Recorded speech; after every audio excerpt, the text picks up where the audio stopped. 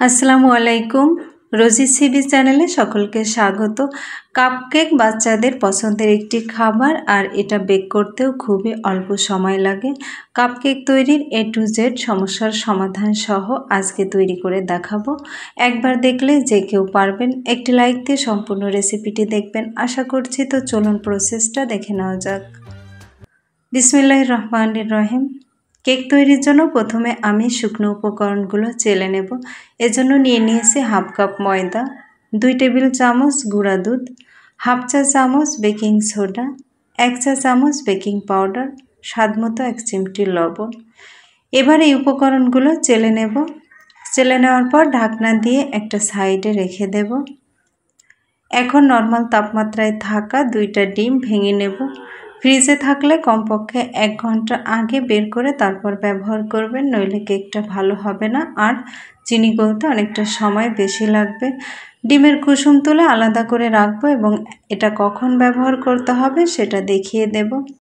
কুসুম আর সাদা অংশ একসঙ্গে মেশালে অনেক সময় কেক শক্ত হয়ে যেতে পারে আর কেক থেকে ডিমের বাজে একটা গন্ধ আসতে পারে। কুসুমের সাদা অংশেও বিট করতে করতে আঠালো ভাব কেটে কিছুটা ফোম তৈরি হওয়া পর্যন্ত বিট করে নেব। তো আমি 2 থেকে 3 মিনিট বিট করে নিয়েছি। বিট করে নেওয়া হয়ে গেলে হাফ কাপ ময়দার বিপরীতে হাফ কাপ চিনি নিয়েছি, যেটা চায়ের কাপের 1 কাপ হয়েছে।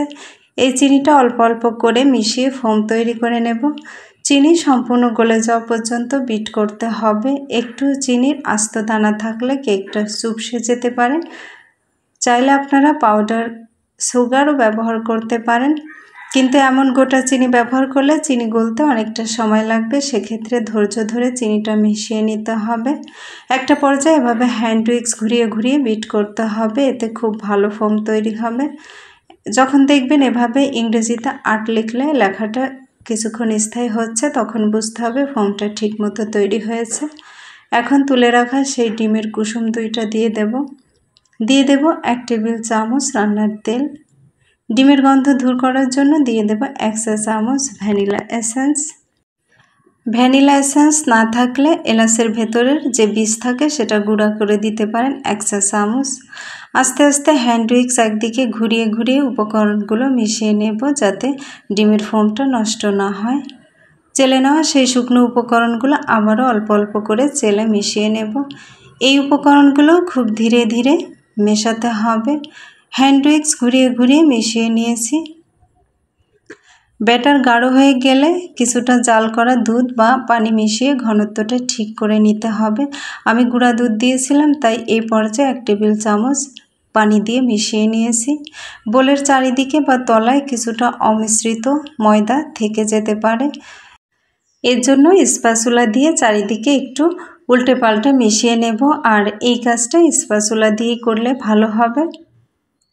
মেশানো হয়ে গেলে এবার কেকের জন্য ব্যাটারটা একদম রেডি। এখন কেকটা তৈরির পালা। এখানে আমি কয়েকটা কেক মোল্ড নিয়েছি আর এর মধ্যে তেল ব্রাশ করে দেব। তেল ব্রাশ করে নিলে কেকটা সহজে মোল্ড আউট করা যাবে। মোল্ডের মধ্যে লাইনার বসিয়ে দিয়েছি। এখন মোল্ডের অর্ধেকটা পূর্ণ করে একটু ট্যাপ করে নিয়েছি। 10 মিনিট আগে আমি সসপ্যানে বালি দিয়ে প্রিহিট করে রেখেছি, তার মধ্যে কেকগুলো দিয়ে দিয়েছি এবং উপরে ঢাকনা দিয়ে 20 মিনিট বেক করে নেব। 20 মিনিট পর চুলা থেকে নামিয়ে ঠান্ডা করে নিয়েছি।